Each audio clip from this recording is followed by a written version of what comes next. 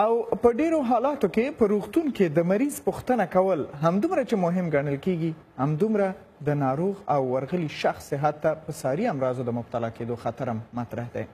نن به د خپرونې د ډاکټر نظر واورو چې شفاخانې ته د پوښتنه کوونکو یا پایواز چې عامه اصطلاح کې وي ورتلل ولې مهم او ولې خطر لري. د برېټانیې د ایدنبرګ په انفري روغتون کې ډاکټر امان شمس موږ سره د سکایپ د لارې نه ملګری دی. ډاکټر صاحب شمس تاسو سلام وایم او لنډه داسې پوښتنه کوم چې آیا په روغتون کې د ناروغ پوښتنه کول د ناروغ دپاره کومه ځانګړې صحي ګټه هم لري که نه؟ مننه. لومړی تاسو ته اشنا صاحب او ټولو لیدونکو ته سلامونه وایم. وعلیکم سلام. لکه څنګه چې تا وویل د ټول څخه له مخه باید زه ووایم چې هغه کسان چې د ناروغانو د لیدلو لپاره روغتون ته راځي د هغو نه په عمومي شکل مننه کوو. د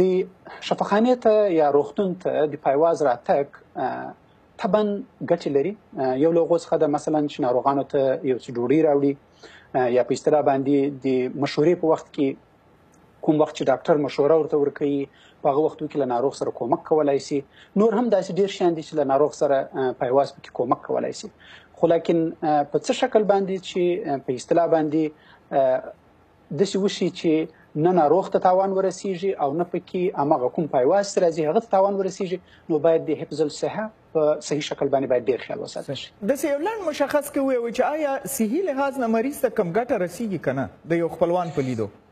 د خپلوان په لیدو باندې بغیر د دې څخه چې ناروغ ته سایکولوژیکل او له هغه سره په څنګ کې د ناروغ د مرض د تداوي په هکله باندې فیصله ډېره مهمه ده. مثلا په اصطلاح اکثره وخت ناروغ څه ده چې په یاد پاته نه سي، دوباره هغه مغه پایواز چې ورسره هغه ورته یاد کړي، خصوصا که دا ناروغان یا عمرونه یې ډېر زیات دي موږ چې ورته غږیږو همیشه د فامیل یو څوک راغواړو د هغو په مخکې ورته غږیږو چې بیا وروسته له دوی سره د فیصله کولو کې او همکاري وکړي. خو په صحیح شکل باندې زه فکر نه کوم د دې څخه سوا کومه خاص مستقیمه ګټه ورسوي. راځئ لږ یو ستاسې لارښوونه علمي ورته واخلو چې مشورې په روغتون کې مثلا د بستر مریض دپاره چې پوښتنې ته دا څوک ورځي دوی باید یو شخص که ورځي د پایواز په صفت هغه مقدماتي ټکي څه شی دي چې باید حتما په پام کې ونیسي؟ د ټول څخه مهمه خبره دا ده چې نه ناروغ ته میکروب راوړي او نه له ناروغ څخه چې یوسي په اصطلاح شارو کلیو باندو محلو ته یوسي. هغه دا ده چې راځي اول باید لاسونه پرېمینځي په صابون باندې په اوبو په صابونه باندې. کله وخت چې ناروغ ته راورسیږي باید کوشش وکړي چې د ناروغ په بستره کښېنني، که ناروغ ته سیروم لګېدلی له هغه سره لاس ونه لګوي، او که د ناروغ ټپ وي او یا زخم وي له هغه سره لاس ونه لګوي. او کله چې د ناروغ څخه رخصتیږي په هغه صورت کې باید دوباره لاسونه پرېمینځي او په صابونه باندې تر څو هماغه میکروبونه چې په شفاخانه کې موجود دي اکثریت یې امکان لري د انټي بایوټیکو د دې شیانو په ضد باندې مقاومت ولري، دغه له ځان سره یونسي او نور خلک ورباندې اخته نه کړي. همدغه ټکي غواړم لږ نور هم واضح کړو. همدغه خلک چې پایوازان شفاخانې ته ځي دوی څومره د ساري ناروغیو یا امراضو د خپرېدو امکانات ډېر شته دی؟ یو دویم دا چې همدغې کار دپاره چې ساري مرض انتقال نشي نه دننه روغتون ته انتقال شي د دغه شخص د خوانه او نه د روغتون نه بیرون ته انتقال شي، څه ډول وقایوي یا اساسي ترتیبات چې عام خلک کولی شي پې پوهیږي یا پوه شي چې هغه اقدامات وکړي مخکې د مخکې نه؟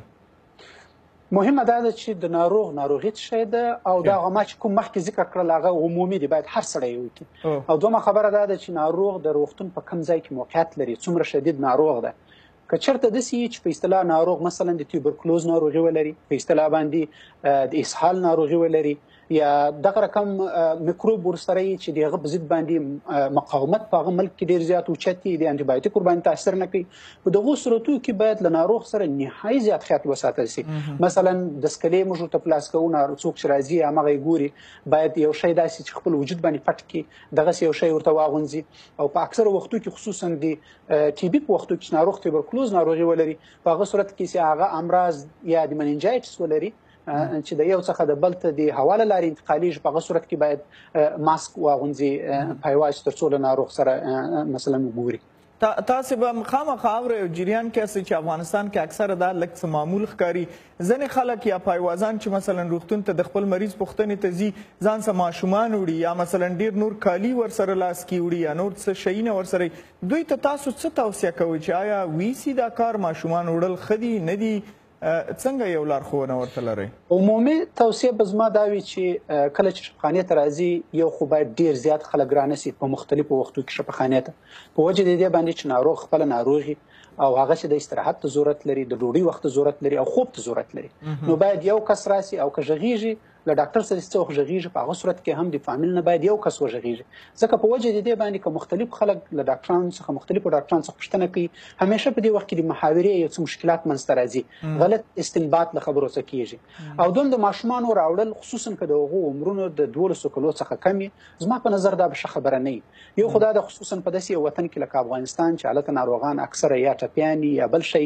شاید په ماشومانو باندې بد تاثیر ولري له هغه سره په څنګ کې ناروغان ماشومان چې کله د 12 کلو څخه یې عمرونه کم وي